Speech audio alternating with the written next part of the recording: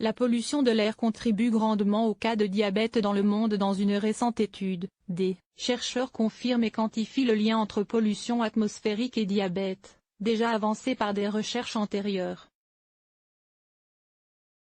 Ils appellent en conséquence à réduire davantage les niveaux de polluants autorisés par les agences sanitaires.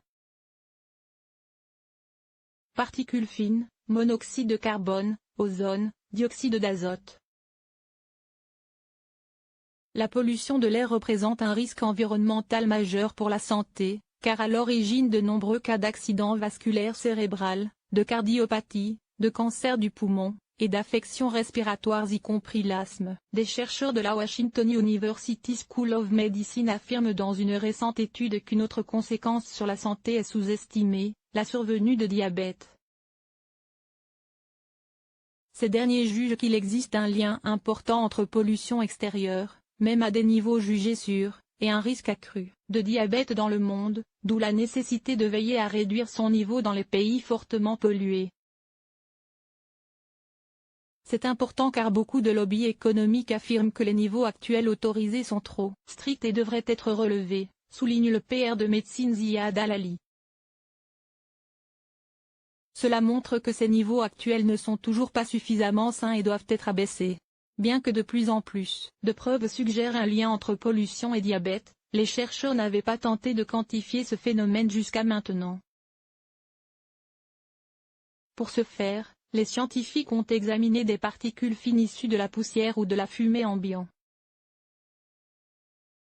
Des études antérieures ont montré que de telles particules peuvent pénétrer dans les poumons et envahir la circulation sanguine.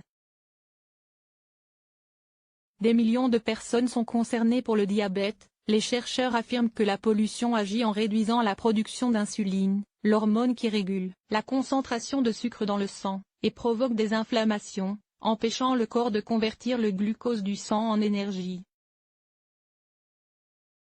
Dans l'ensemble, ils ont estimé que la pollution a contribué à 3,2 millions de nouveaux cas de diabète dans le monde en 2016, soit environ 14% de tous les nouveaux cas recensés dans le monde cette année-là.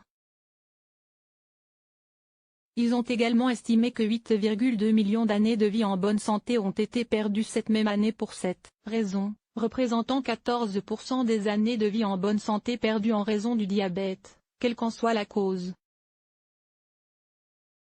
L'équipe scientifique est parvenue à cette estimation en examinant la relation entre les particules fines et le risque de diabète en analysant d'abord les données de 1,7 million d'anciens combattants américains sans aucun antécédent de diabète qui ont été suivis pendant une période de 8,5 ans. Les chercheurs ont relié les données de ces patients aux données de surveillance de deux agences dans ce domaine, l'Environmental Protection Agency et la NASA.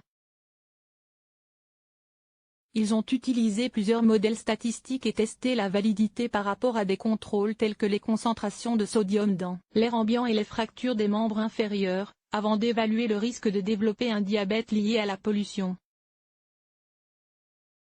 Un risque très important pour les pays pauvres grâce à ce modèle statistique. Ils ont aussi établi que ce risque concerne davantage les pays avec un faible revenu comme l'Inde, qui n'ont pas les ressources nécessaires pour des politiques d'assainissement de l'air. De fait, la part de diabète due à l'air pollué est plus importante dans des pays comme l'Afghanistan, la Papouasie-Nouvelle-Guinée et le Guyana, tandis que les pays plus riches comme la France, la Finlande et l'Islande sont moins exposés. Selon l'OMS, abaisser la concentration moyenne annuelle en particules fines de 35 microgrammes, un niveau souvent enregistré, à 10 microgrammes, soit celui qu'elle préconise, pourrait réduire le taux de mortalité lié à la pollution de l'air d'environ 15%. Néanmoins, même dans l'Union européenne, où un grand nombre de villes observent les limites recommandées par l'organisation, on estime que l'espérance de vie moyenne est amputée de 8,6 mois en raison de l'exposition de la population aux particules fines issues de l'activité humaine, explique l'agence sanitaire. Ces dernières données montrent que 9 personnes sur 10 respirent un air contenant des niveaux élevés de polluants et que 7 millions de personnes meurent chaque année à cause de la pollution de l'air ambiant mais aussi à cause de la pollution de l'air à l'intérieur des habitations. mais elles indiquent aussi que de plus en plus de pays prennent des mesures pour lutter contre ce danger sanitaire.